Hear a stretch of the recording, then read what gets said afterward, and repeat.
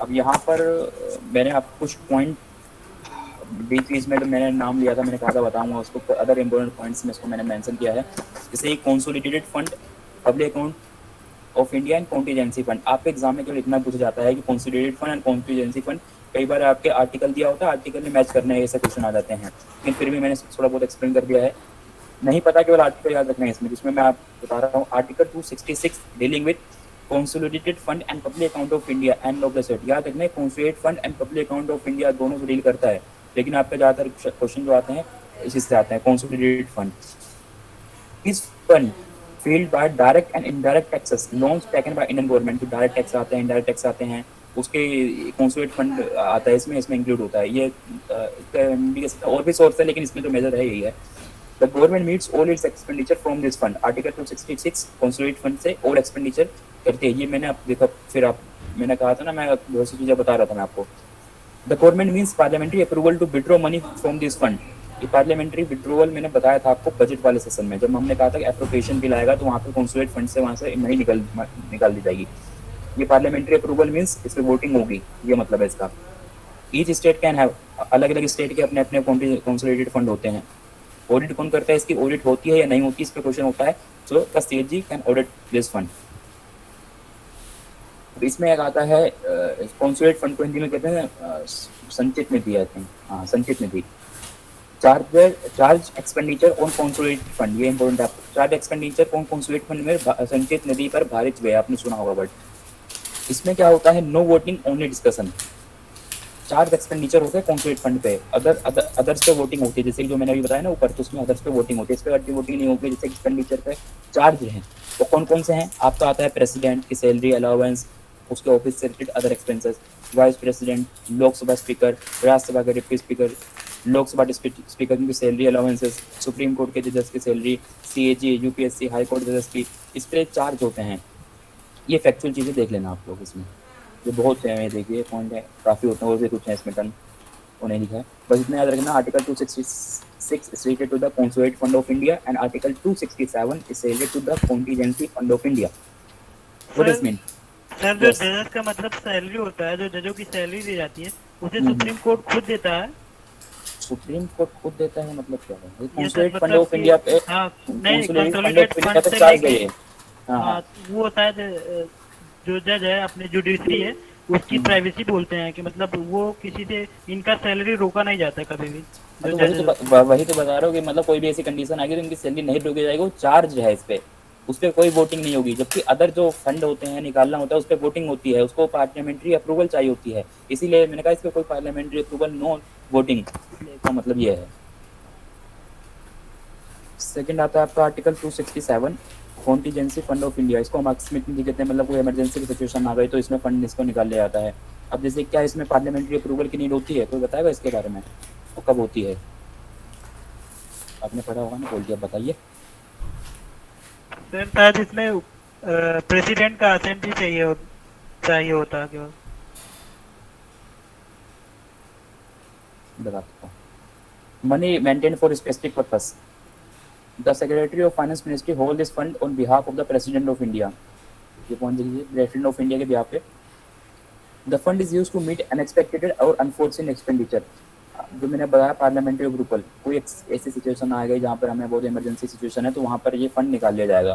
Through point कौन याद है, the secretary of finance ministry hold this fund on behalf of the president of India. अब इसके parliamentary approval की जरूरत होती है, हाँ होती है, लेकिन फंड के निकालने के बाद, क्योंकि इमरजेंसी सिचुएशन है, पार्लियामेंट्री अप्रूवल लोगे तो फिर उसमें लेते ही रह जाओगे, तो इसलिए इमरजेंसी सिचुएशन आएगी, पार्लियामेंट्री अप्रूवल बाद में ले जाएगी, उसको फंड निकाल लिया जाएगा। लेकिन कंसोलिडेटेड फंड ऑफ इंडिया में क्या है, उस पर parliamentary approval prior permission, prior and after, ये याद रखना इसमें 267 में, ये तो आर्टिकल है इसके रिगार्डिंग में। ये हो गया आपकी constituency fund and public account of India, simple है। All other money, all other public money other than those covered under the Consolidated Fund of India received by on behalf of the Indian government are carried to this account। Public account में आता है 266 article 2, वो दोनों याद रखना, 263 and इसमें दोनों article ये जो भी यहाँ पे 266 67। सर जो कंसोलिडेटेड फंड ऑफ इंडिया है उसमें खाली टैक्सेस का डेटा है, मतलब टैक्सेस बने हुए मैंने हैं। उसमें टैक्सेस का लिखा है और भी सोर्सेज हैं उसमें। ठीक है, अच्छा अच्छा। और ये और जो है कौन सा है, पब्लिक अकाउंट ऑफ इंडिया है इसमें। अदर अदर मैंने कहा ना, उसके अलावा जितने भी हैं इसमें अदर। अच्छा, यानी कि जो भी इनकमिंग और आउटगोइंग होगी वो इसी से होगी, पब्लिक देखो, अकाउंट ऑफ इंडिया, मतलब जो भी all expenditure. Other public money other than those cover under the constitution, जो भी इसमें all other public money received by और on behalf of the Indian government are credit to this account.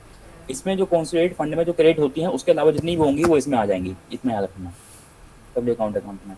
Okay okay. अब आपका other related points में आपका second point आता है representation of people act 1950 and 51। ये इंपॉर्टेंट है, इसमें काफ़ी कंफ्यूजन रहती है ना आप स्टूडेंट को, 50 में क्या आया था, 51 में क्या आया था। वन में डिफरेंस बता रहा हूँ कि मेजर डिफरेंस में क्या क्या है।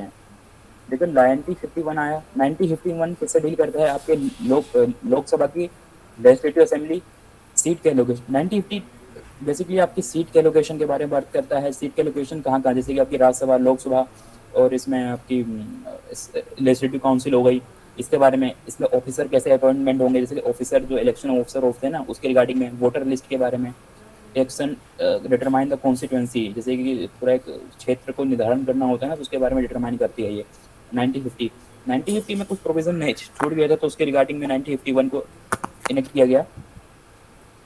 जैसे कि इसमें देखिए 50 में seat allocation, officer, voter list, इसमें आ जाता है ना कि जैसे इसका क्वेश्चन ऐसे बन सकता है कि इसमें 1951 में कौन कौन सी मतलब इसमें इंक्लूडेड से रिलेटेड है, ये क्वेश्चन इस पर बन सकता है। 1951 का जो आपका है आपका याद रखना, qualification, disqualification, notification, registration, election dispute, machinery, election machinery कैसे गवर्न होगी, कंट्रोल होगी, वेरियस इलेक्शन ऑफेंसेस, वो सब चीज़ आपका 1951 में आता है। लेकिन 1950 का याद कर लीजिए, फिर उसके बाद एलिमिनेशन मेथड से इसको कर देगा आप।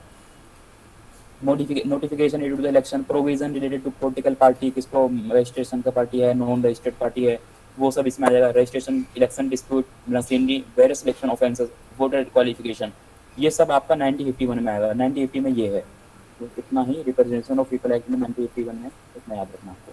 जैसे कि मैंने बीच बीच में बताया था आपको कि कुछ ऑफेंसेस जैसे कन्विक्शन का है तो उसमें डिस्क्वालीफाई कर देंगे, तो डिस्क्वालीफाइंग कहाँ से करेंगे, 1951, ये प्रोविजन है जो मैंने आपको पिछले क्लास में बता रहा हूँ मैं, यहाँ पर उनके बारे में मेंशन होता है। ये फिर मेजर इसमें डिफरेंसेस हैं। यहाँ तक किसी को कोई question, parliamentary committee, election offence, representation, contingency fund, किसी के रिगार्डिंग में? सर जो ये कंसोलिडेटेड फंड में वोटिंग होती है वो सिंपल मेजोरिटी से होती है?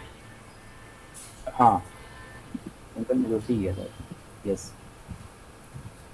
ओके। आपका ये पूरा पार्लियामेंट्री सिस्टम था, पार्लियामेंट्री का जो था, सेंट्रल लेजिस्लेचर, सेंट्रल एग्जीक्यूटिव, ये पूरा एंड हो चुका है। अब हम यहाँ से एक नए टॉपिक से, क्योंकि मैंने नहीं करवाया था अभी तक, अब करवा रहा हूँ, state executive and state legislature.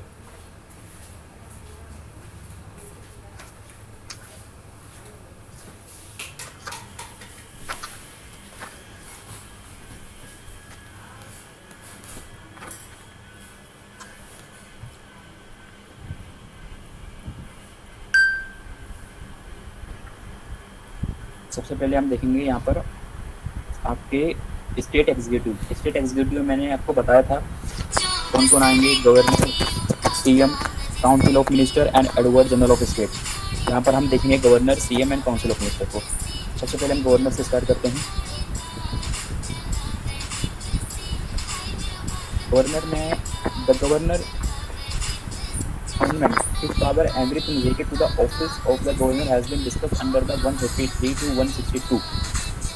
देखिए आप सोच रहे होंगे इसमें मैंने नोट्स नहीं बनाए हैं, वो उसके हैंड रिटन नोट्स नहीं है। देखिए बहुत ज़्यादा जो इंपॉर्टेंट है मैंने उसको हैंड रिटन नोट्स में कर दिए हैं, और जो चीज़ इन नोट्स में कवर नहीं है मैंने उनको हैंड रिटन नोट्स में कवर कर दिए हैं।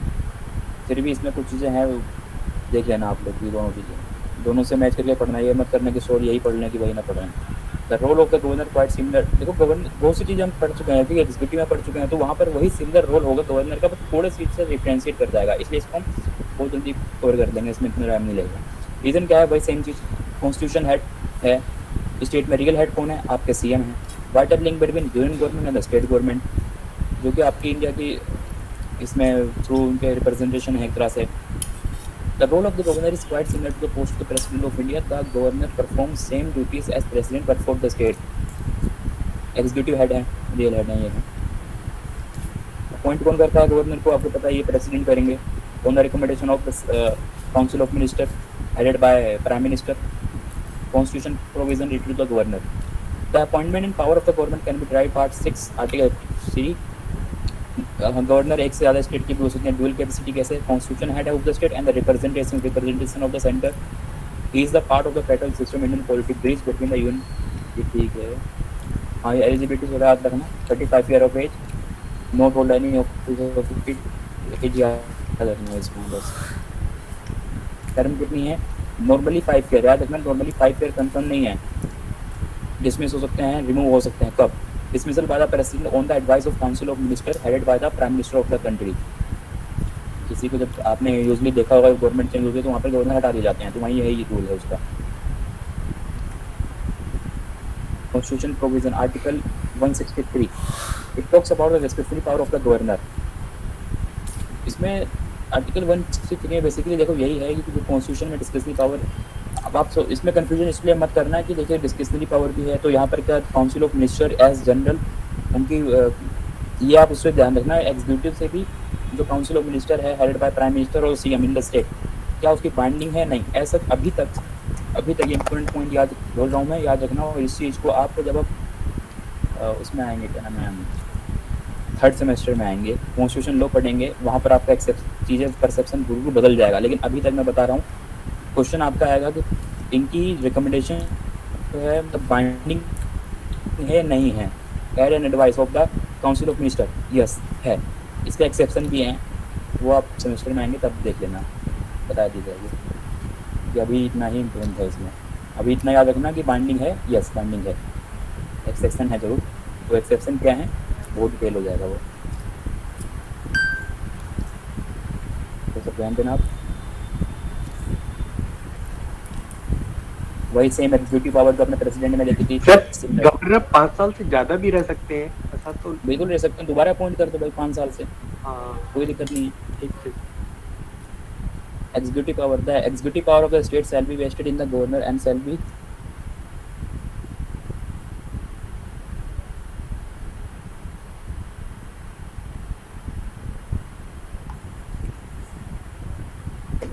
executive power यहाँ पर हमने देखा था executive power of the state shall be vested in the governor and shall be exercise, same वही है इसमें एक्सरसाइज करेंगे, डीम होंगे। अपॉइंटमेंट मैंने आपको बताया था यार कैसे अपॉइंट होंगे। The governor of state shall be appointed by the president. Term of office governor, term क्या है वही चीज़ है सेम जो बताई मैंने आपको। क्वालिफिकेशन बता दी मैंने। Condition governor office, not hold office, वही सेम चीज़ है। और कौन दिलाता है इन्हें? PGI ऑफ हाई कोर्ट, ठीक है चीफ जस्टिस ऑफ हाई। ठीक है। ये वाला मैंने आपको डिस्कस कर दिया था पहले की क्लास में। नहीं है गवर्नर में, आपको बस ना है। कुछ क्वेश्चन है आपका गवर्नर से रिगार्डिंग में, इसमें इतना ज़्यादा है नहीं। वही सेम चीज़ें मैंने आपको बता दी जो इम्पोर्टेंट पॉइंट से बता दी गए हैं। अनफॉर्चुनेटली आपकी क्लास आज रिकॉर्ड नहीं हुआ, जबकि क्लास बहुत इंपॉर्टेंट आपको कुछ बताए गए हैं आपकी। फोकस आपको करना पड़ेगा इस क्लास में। आज स्ट्रेंथ भी कम है सर, क्या कम है? स्ट्रेंथ भी कम है। स्ट्रेंथ इतनी रहती है। अब कुछ स्टूडेंट रेगुलर हैं, बाकी तो गायब हो गए हैं आप सब।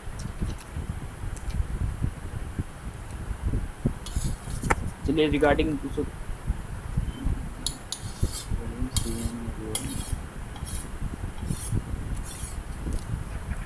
पढ़ रहा अभी, बाकी तो इसमें काफ़ी है। अभी आपको इसमें चीफ मिनिस्टर देखिए, इसके रिगार्डिंग में हम कल देख लेंगे रिगार्डिंग में, क्योंकि रीज़न ये है कि रिकॉर्डिंग नहीं हो पा रही, काफ़ी स्टूडेंट डिमांड करते हैं और इंपॉर्टेंट एस्पेक्ट है यहाँ पर। क्योंकि अभी इसमें स्टेट एग्जीक्यूटिव में हमारा सीएम बाकी है और काउंसिल ऑफ मिनिस्टर के बारे में बताऊँगा मैं आपको।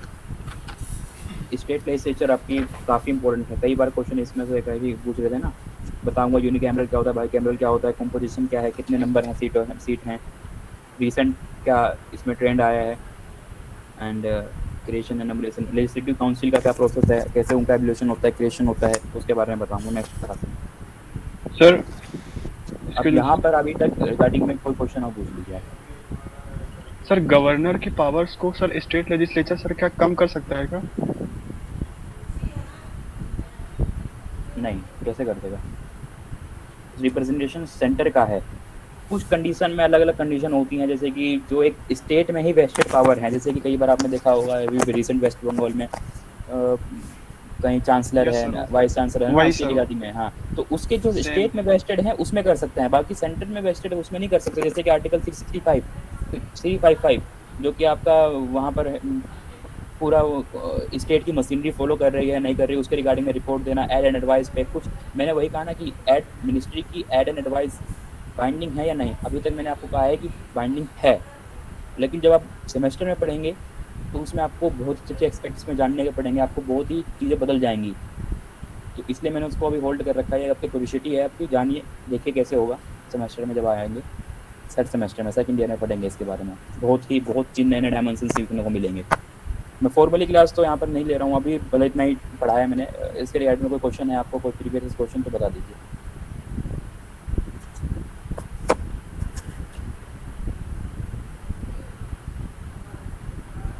और हाँ, अभी तक ऑलमोस्ट आई थिंक 70 to 80%, क्योंकि इम्पोर्टेंट आर्टिकल, ठीक है मैं बता दूँगा यार, इम्पोर्टेंट आर्टिकल मैंने कहा ना आपको। मैं आपके साथ ट्यूसडे और वेडनेसडे 2 दिन हूँ। कहीं भी आपको कोई भी क्वेश्चन हो, किसी में डाउट हो, कोई आपको पीछे जितना मैंने करवा दिया उसमें कुछ छूटा हो तो आप बता देना, मैं उसको डिस्कस कर दूँगा। ये मंडे ट्यूसडे और वेडनेसडे 2 क्लास हो रहे हैं मेरी आपके साथ, और उसके बाद नेक्स्ट टीचर पढ़ाएंगे आपको।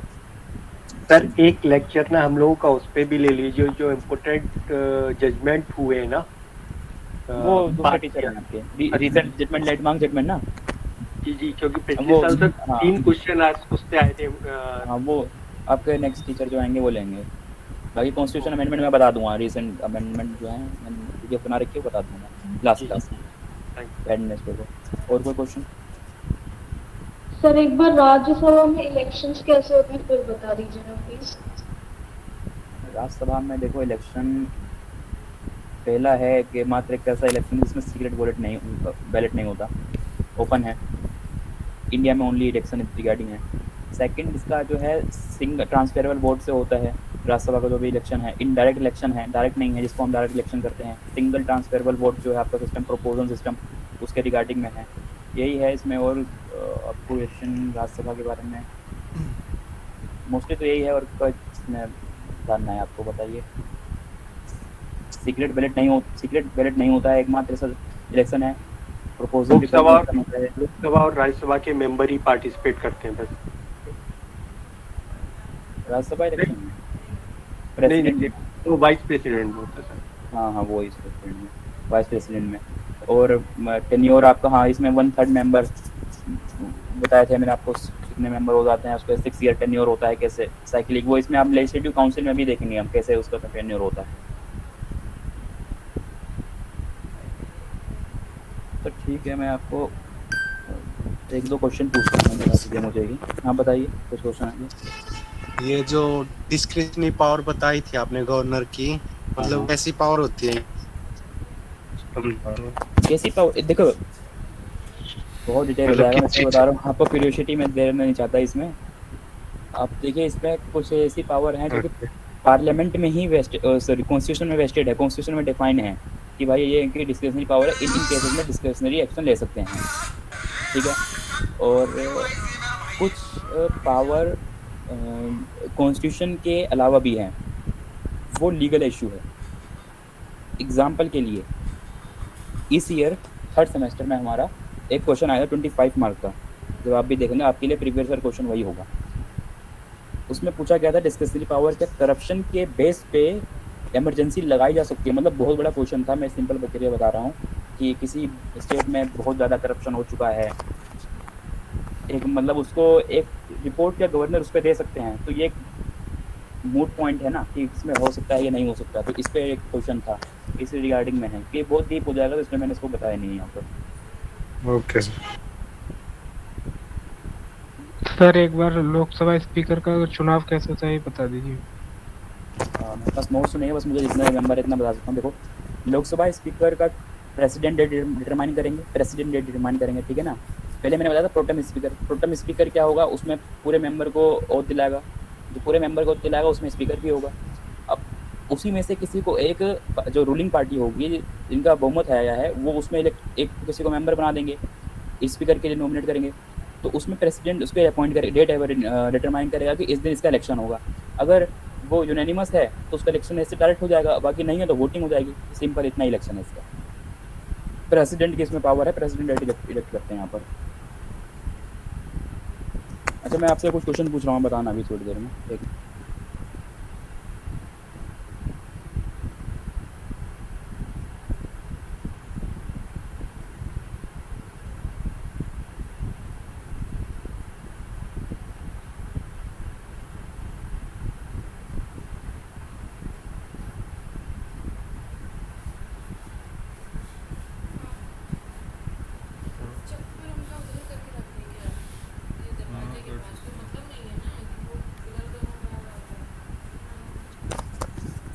Simple question.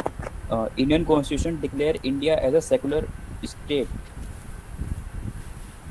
Question I think. Sorry, wrong. Suspension of fundamental right during emergency of this feature of Indian Constitution borrow from which country of Constitution? Simple question.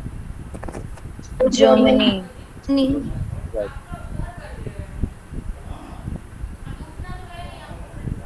Or salary allowances schedule. Second. Three. 3. Second है। Third oath है, Third.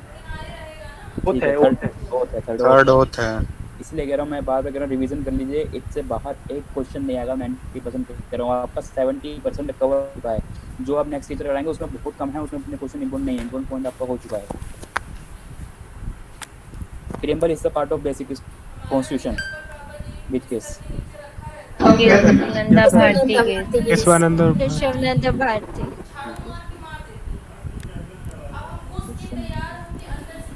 In parliamentary form of government, real power of state are vested in the prime minister. Minister.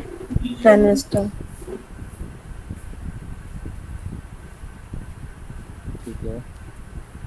Prime minister तो है, लेकिन अगर इसमें prime minister और इसमें अगर है ना council of minister headed by prime minister, तो यहाँ पर ये ऑप्शन लिखना आपका, prime minister headed by prime minister, council of minister.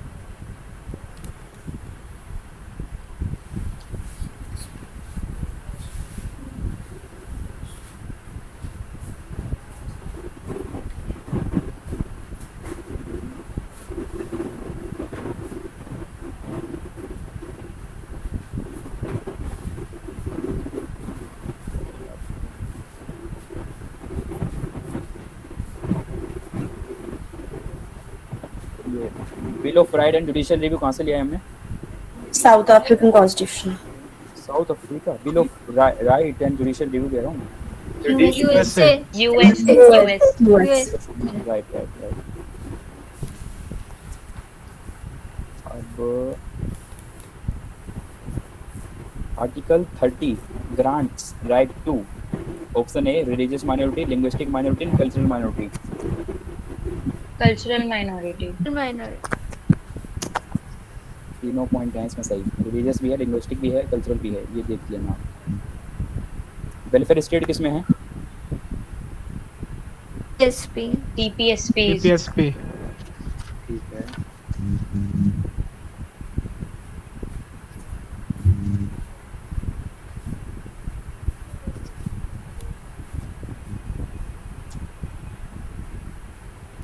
Sir judicial review और जुडिशियल रेमेडी दोनों यूएसए से है ना?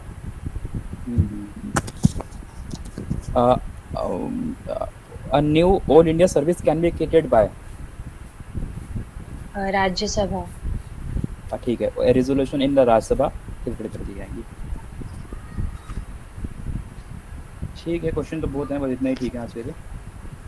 कुछ स्टूडेंट इसमें लगा सर एक बार जो कल्चरल माइनॉरिटीज वाला क्वेश्चन बोला था ना आपने, एक बार वो रिपीट कर दो, थोड़ा उसमें कंफ्यूजन है। हाँ, क्वेश्चन ग्रुप में भेज दूंगा, कोई नहीं। इसमें देखिए कुछ स्टूडेंट लगातार रेगुलर है, मैं प्लीज़ उनसे रिक्वेस्ट करूँगा कि कहीं पे दोबारा रिपीट कर रहा हूँ, कहीं भी नोट वोट के लिए जाने की ज़रूरत नहीं है आपको, इतना मोर देन इनफ है आपके इंटरव्यू एग्ज़ाम में। ना बिलीव हो तो आप प्रीवियस ईयर क्वेश्चन आप पूरे सॉल्व कर लेना, मोर देन इनफ है। प्रिंट करवा देना जो हमने नोट्स आपको प्रोवाइड किए हैं, इससे ज़्यादा आपका बाहर क्वेश्चन कोई भी नहीं आएगा, इतना गारंटी है। सर करंट अफेयर वगैरह के लिए भी क्लासेस लगेंगी क्या? उसका मुझे आइडिया नहीं है, ओके। टेक्निकल टीम जो हमारी टीम है वो बताएगी। और कुछ है कुछ आपका, नहीं तो फिर हम क्लास एंड करें, कल मिलते हैं फिर हम। क्लास जल्दी एंड इसलिए होगी क्योंकि रिकॉर्डिंग नहीं हो पा रही आज कुछ। Okay sir, thank you. Thank you sir. Thank you sir. Thank you, sir. Thank you sir. Thank you, sir.